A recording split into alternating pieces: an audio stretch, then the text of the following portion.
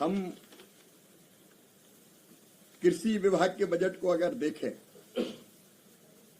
तो बढ़ा के इस साल अकेले एग्रीकल्चर का बजट 1,30,561 करोड़ रुपया।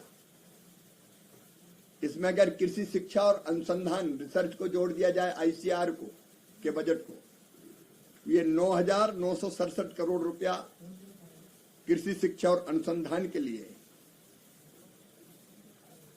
लेकिन किसानों के लिए फर्टिलाइजर की जरूरत पड़ती है,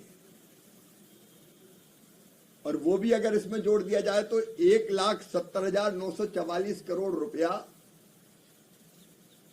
सस्ता फर्टिलाइजर किसान को मिले, सस्ता खाद किसान को मिले, इसलिए फर्टिलाइजर सब्सिडी के लिए उसका प्रावधान किया गया है। और इसके अतिरिक्त आज जो बजट में घोषणा की गई है, नेशनल फाइबर स्कीम, जिसमें सिल्क, वूल, जूट फाइबर,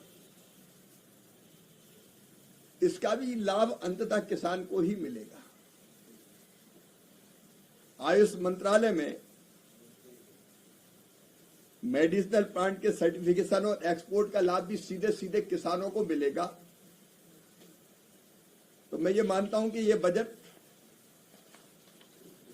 किसानों के प्रगति और विकास का बजट है। उसमें डाइवर्सिफिकेशन पर भी ध्यान दिया गया है। परंपरागत फसलों के लिए तो काम करेंगे ही, लेकिन जैसे नारियल, कोको, काजू या चंदन की लकड़ी, नारियल के बागों का पुनरुद्धार, फिर से नए बाग लगाए जाएंगे, इसके लिए प्रावधान किया गया है। फ्रूट्स और वेजिटेबल्स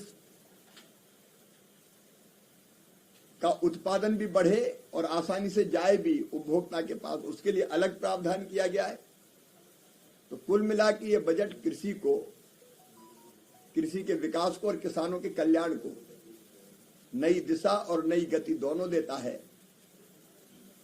और गरीबी प्रधानमंत्री जी के नेतृत्व में लगातार जो योजनाएं चल रही उनसे दूर हो ही रही है, लेकिन गरीब को आत्मनिर्भर बनाने की दृष्टि से यह बजट अत्यंत महत्वपूर्ण है। मैं प्रधानमंत्री जी को हृदय से धन्यवाद देता हूं, वित्त मंत्री जी को बधाई देता हूं कि गांव के लिए, गरीब के लिए, किसान के लिए, युवा किसानों के लिए और विशेषकर हमारी दीदियों, लखपति दीदी हो या बाकी बहनें हो जो गरीब थी, उनके कल्याण के लिए इसमें पर्याप्त प्रावधान किए गए हैं। और मुझे पूरा विश्वास है कि इन प्रावधानों के कारण न केवल विकसित भारत का निर्माण होगा, बल्कि हम गरीबी दूर करेंगे और किसानों की आय को भी बढ़ा के गांव को विकसित बनाने में सफल हो पाएंगे। धन्यवाद। सर, इसमें एक बात दोबारा बता दीजिए, कुल ग्रामीण विकास का बजट कितना है और कुल कृषि बजट कितना है? जो मैंने अभी आपको बताया, कुल अगर मिला के हम देखें तो कृषि का जो अकेला कृषि का बजट है वो 1,30,561 करोड़, और उसमें मैंने आपको अलग अलग बताया। आईसीआर का अलग है और फर्टिलाइजर सब्सिडी चूंकि किसानों के ही काम आती, तो उसको जोड़ के मैंने सारे आंकड़े आपके सामने प्रस्तुत किए। ठीक है। एग्रीकल्चर का अगर देखें तो बजट सिर्फ 3.5% एलोकेशन रेज हुआ है, और अगर हम उसको एस्टिमेट से कंपेयर करें पिछले साल के, तो 4% गिर गया है जो बजट एलोकेशन है। तो उस पर आपको कोई कमेंट? ना तो घटा है ना गिरा है, नए प्रावधान कई किए गए। भारत विस्तार करके एक नई योजना लाई गई है जिसका बजट हेड में प्रावधान किया गया है। जब नई योजना आती है तो प्रावधान करते हैं, वो टोकन होता है, बाद में और बढ़ता है। तो कृषि के आधुनिकीकरण की दृष्टि से एआई के इस्तेमाल और बाकी चीजें जो हमको करनी है किसानों की आय बढ़ाने के लिए, उन सबको मिला के अगर देखें तो बजट में पर्याप्त प्रावधान है और पिछले साल से बड़ा बजट है। सर, इसी पर ऑपोजिशन कह रहा है कि जो बजट है गरीबों से बिल्कुल दूर है, जो विलेजेस में लोग रहते हैं उनके लिए बजट ही नहीं है इस बार का।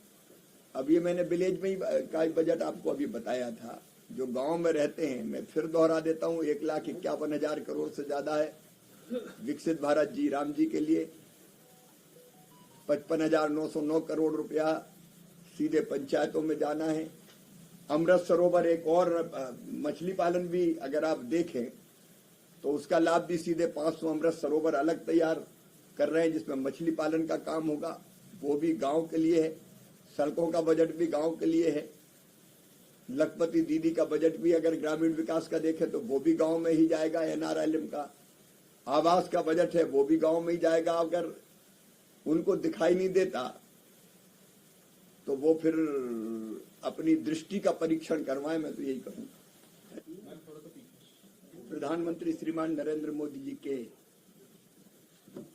नेतृत्व में आज 12वीं बार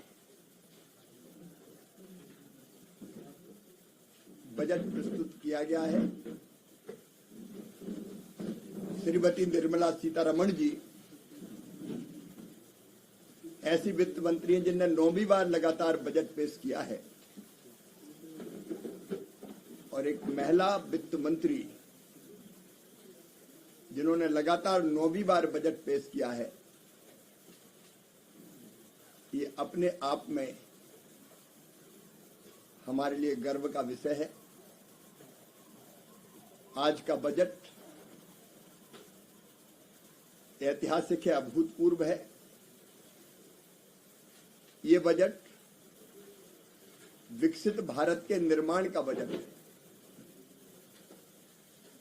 ये बजट 2047 तक आत्मनिर्भर भारत के निर्माण के लिए मजबूत नींव डालने वाला बजट है, जिसमें रिफॉर्म्स पर जोर दिया गया है। कृषि और ग्रामीण विकास की दृष्टि से हम देखें तो बजट में गांव, गरीब, किसान, युवा और महिला सबकी चिंता की गई है। अगर आप ग्रामीण विकास विभाग के बजट को ही देखें तो 21% की उसमें वृद्धि हुई है। मुझे बताती हुई खुशी है कि ग्रामीण विकास का जो कुल बजट है उसमें अकेले विकसित भारत जी राम जी योजना के लिए 55,600 करोड़ रुपए से ज्यादा का प्रावधान किया गया है। पिछली बार ओवरऑल मनरेगा का जो बजट था वो 86,000 करोड़ था। अब अकेले केंद्र का हिस्सा है 95,600 करोड़ रुपए से ज्यादा। इसमें राज्यों का अगर हम मिलाएंगे तो ये 1,51,000 करोड़ से ज्यादा हो जाएगा, जो अपने आप में ऐतिहासिक और अभूतपूर्व है। लेकिन एक बात और बताते हुए मुझे प्रसन्नता है कि 16th फाइनेंस कमीशन ने अभी जो फैसला किया है उसके हिसाब से पंचायतों को सीधे 55,900 करोड़ रुपए से ज्यादा की राशि और सीधे जाएगी। तो विकसित भारत जी राम जी का 1,51,000 करोड़, 55,909 करोड़ सीधे फाइनेंस कमीशन की रिकमेंडेशन के आधार पर। पहले अगर 5 साल में हम देखें तो कुल मिला के 2,36,000 करोड़ रुपया पंचायतों को सीधे मिला था, और अब ये 4 लाख करोड़ 4,35,000 करोड़ रुपया हो गया, जस्ट डबल हो गया है। मैं मानता हूं कि ग्राम के विकास में, विकसित भारत के लिए विकसित गांव के निर्माण में ये बजट ऐसा काम करेगा कि जो कल्पना भी नहीं होगी लोगों की। फाइनेंस कमीशन की और विकसित भारत जी राम जी की दोनों की धनराशि मिला के एक विकसित ग्राम, स्वावलंबी ग्राम, रोजगार युक्त और गरीबी मुक्त गांव बनेंगे। हम अगर महिलाओं के कल्याण की और आर्थिक समृद्धि बढ़ाने की दृष्टि से हम देखें बहनों की, तो विशेषकर लखपति दीदी योजना के लिए जो सीमार्ट की योजना की बात आज वित्त मंत्री जी ने कही है, मतलब उनके उत्पाद को बेचने के लिए हर जिले में एक प्लेटफॉर्म होगा, सीमार्ट होगा,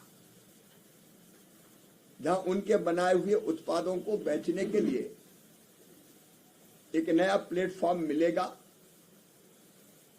और अभी तक वो जो काम करती हैं बहनें हमारी, पशुपालन से लेके कृषि से संबंधित गतिविधियों से लेके अनेकों तरह की गतिविधियां, लेकिन उससे आगे बढ़ के वो उद्यमी बने, इस दिशा में प्रयत्न किया जाएगा। गरीबों के घर का निर्माण हो या प्रधानमंत्री ग्राम सड़क योजना, सबके लिए पर्याप्त प्रावधान किया गया है।